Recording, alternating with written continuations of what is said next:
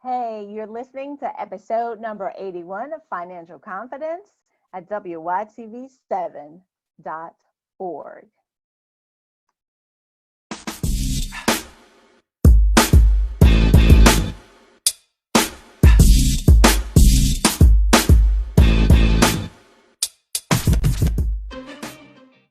Hey, and welcome to Financial Confidence here on WYTV7 Christian Broadcasters Network.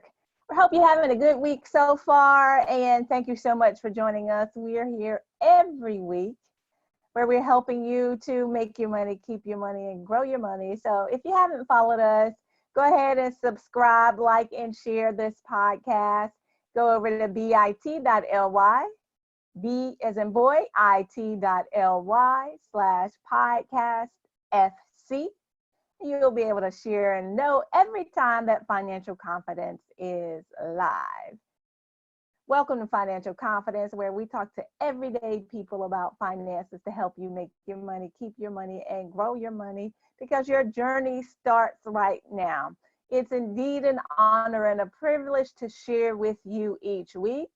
And if you're new to Financial Confidence, learn more at WYTV7.org.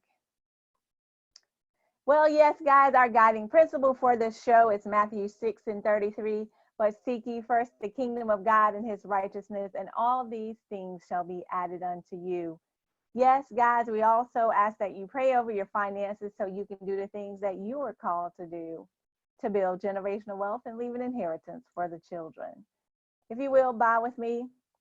Lord, help us to value the things in this world that's really valuable. That's our relationship with you, our lives, and our families. Help make us responsible stewards of your financial resources. And let us trust your holy word, the eternal glory of thy son Jesus. In his name we pray. Amen. Guys, we definitely want to also share with you this show, How to Beat Financial Stress. Today's topic is how to beat financial stress. And I know that there are many of people out there. Most people have financial stress. So what are those things that you do to overcome this financial stress? And you guys know here that we're firm believers that the borrower is servant to the lender. So how do you now move from that situation? How do you come from under all the stresses of all those bills, those monthly payments that you have to make, to ensure that you can alleviate that financial stress or eliminate that financial self-sabotage? Essentially, is what's happening. Because once you're able to eliminate those monthly debts, whether that's your car payments or student loan payments or credit card payments, whatever the case may be, you must evaluate your own financial situation to determine what that is. But once you're able to do that, now you have some money that you can invest. So it's very important that you recognize and identify what are some of those things that I can now do that are going to eliminate this financial self-sabotage, these financial stresses that I have in my life, so that I can now move to my next. So the number one thing, guys, first you got to build your muscle. Much like in working out or getting ready for a competition, if you happen to be a bodybuilder, there are different things you have to do. You have to condition those muscles, right? You have to be able to deal with the emotional side of this, not just the physical side of preparing your body, but the emotional side that comes along with it. So in building that muscle so you can get rid of financial self-sabotage, the number one thing is you got to free yourself from this illusion that you're not already wealthy. You're not already able to live your life in abundance. See, wealth is your ability to leverage. It's not just about the money.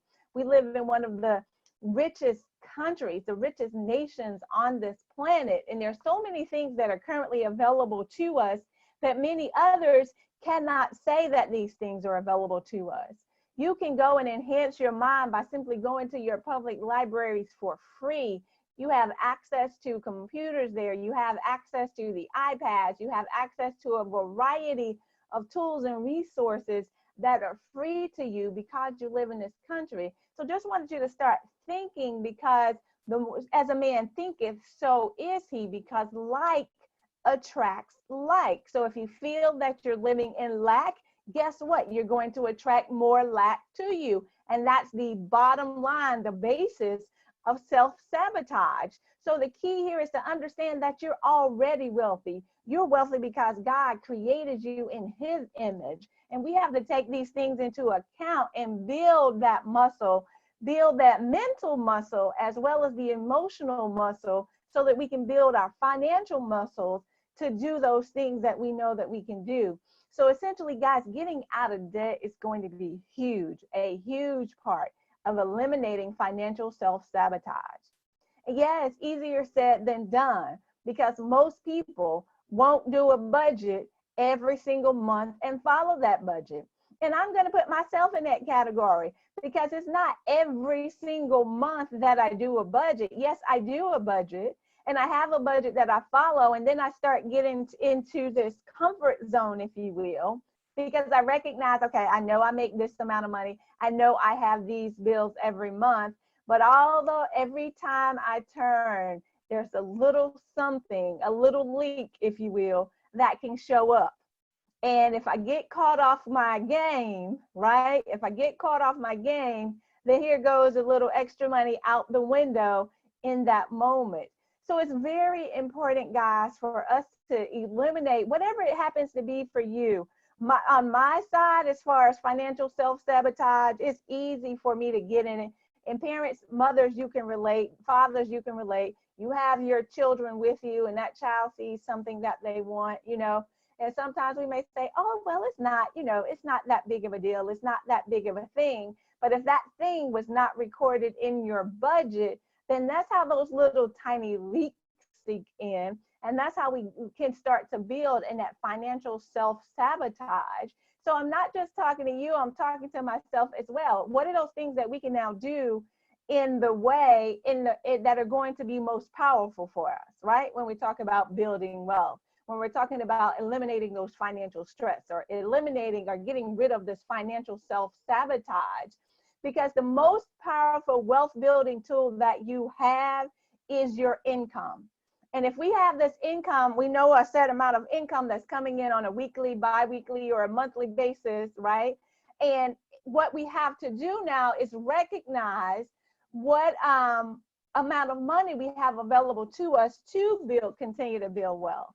And the greatest way, the quickest way, the most consistent way that you're able to build wealth is going to be based upon whether or not you have money in the bank. And how do you have money in the bank? You have money in the bank on those months when you don't have to pay that car payment, on those months where you don't have to pay student loans forever, or those months where you don't have to pay that credit card bill. That's truly how you have money in the bank. And then what do we do with that money? What's most important, guys, is now that you have this money available, I no longer have that $550 car payment. So now on a monthly basis, I can take that $550 and start to save it and invest it in the best way, right? Whether that's investing inside of the market and knowing what type of funds I want to put it in, or if it's investing it in just a CD to get started. It doesn't matter as long as you start, but then continue to build the muscle, build that educational muscle, so that you now know what to do with those finances, guys. This is how you start to get rid of financial stresses. This is how you start to get rid of that financial self-sabotage. And it does not begin without having a plan. You must have a plan to get it done. And that plan starts with a budget. Whether you like the B word or not, it is a must-have. It is a non-negotiable for each and every one of us as we're starting out. Get out of debt, but you got to have a plan in order to get out of debt. And that plan begins with your budget. So we're talking about, guys, how to beat financial stress, how to get rid of financial self-sabotage.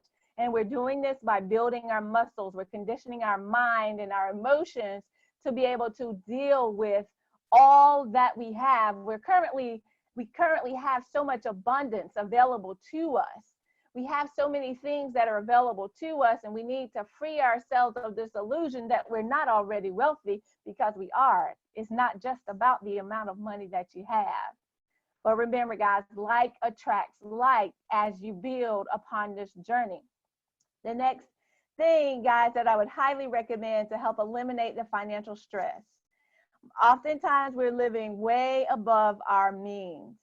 And I know I hear it, and before I even say it, guys, once you start to live below the means, meaning living below the amount of money that you have coming in, now you're going to be able to truly do something that's going to allow you to build financial wealth, right? In order to be able to do that, you have to now understand and recognize that you cannot spend everything that you bring in. In most cases, spending more than you bring in. And that's how we continue to stay underneath these financial stresses. It's only one or two ways to come out of that.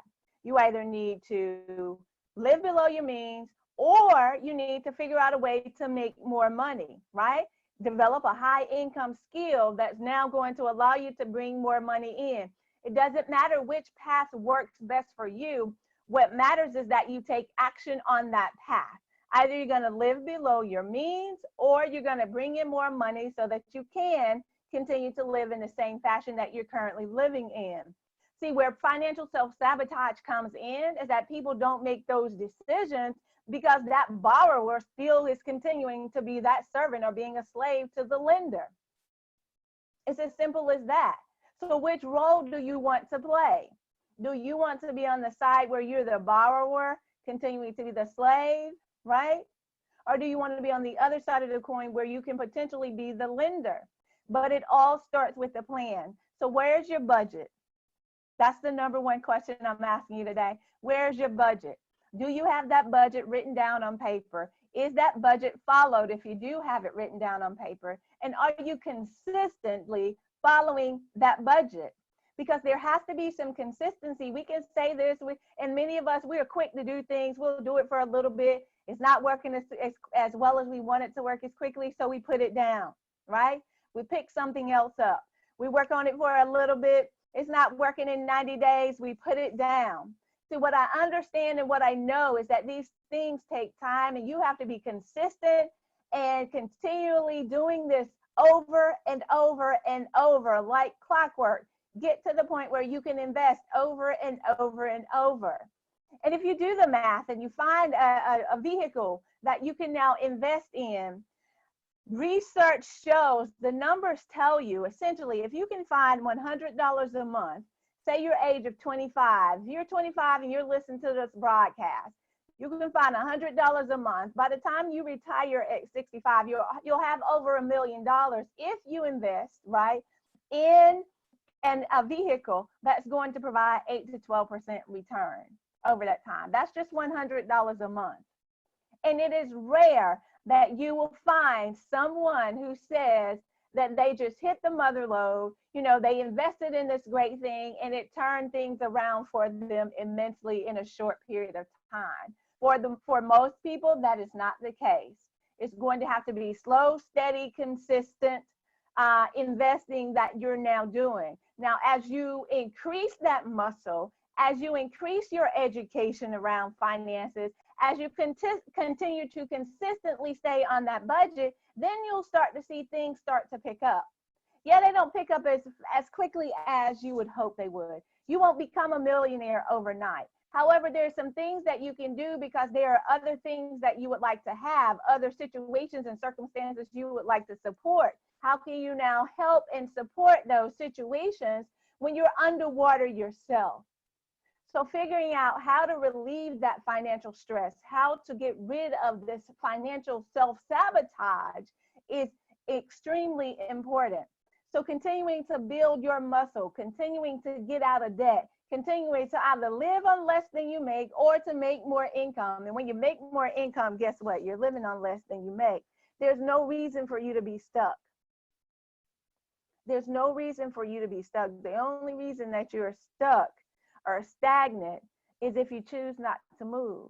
Because most people, when they move, right, things change. You can make things change. You can cause different situations and circumstances to arise because of that simple step that you have now taken.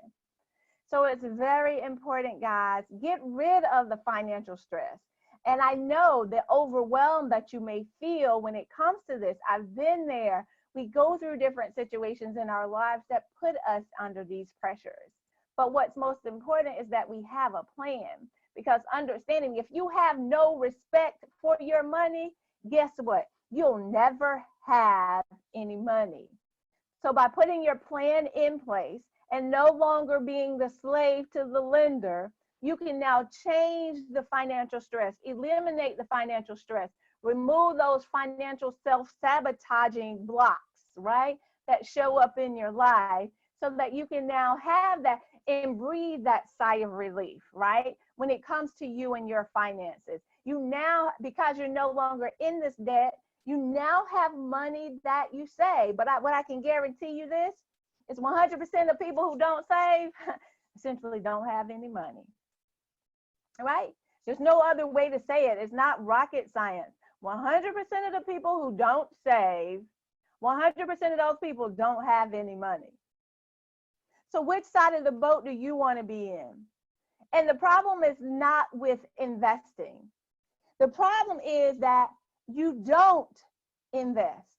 You don't have any money to invest because of the debt situation, because of the financial stresses that keep building, and the financial self-sabotage, the different situations that you put yourself in on a regular basis that continue this vicious cycle.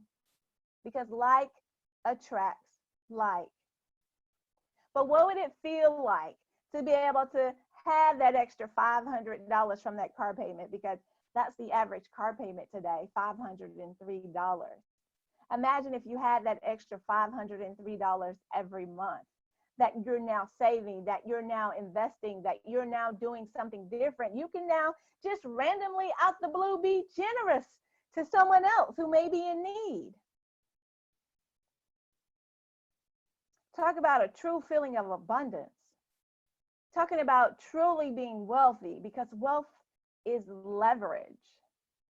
You're now able to leverage your time, those dollars, your whatever the case may be. You're now able to leverage that differently to be able to help and support someone else. So the number one key, guys, is getting started so that you can beat the financial stress. We appreciate you guys so much for tuning in to Financial Confidence. I'm Lynn Demmons, America's #1 financial rebound coach. Yeah, I said it, America's #1. Again, guys, we appreciate you so much for joining us. We hope you've had a good week thus far. If you haven't liked the show, subscribe to the show, please go do that at bit.ly/podcastfc. That's bit.ly/podcastfc. If this information is helpful for you, please go over to our station at WYTV7.org and leave a donation so that we can continue to help you make your money, keep your money, and grow your money so you can do what you're called to do. That's to build generational wealth and leave an inheritance for your children's children. I appreciate you guys for joining in Financial Confidence. We'll see you again next week, where we're going to continue the conversation, guys, and we're going to go over the big lie of money management. Until then.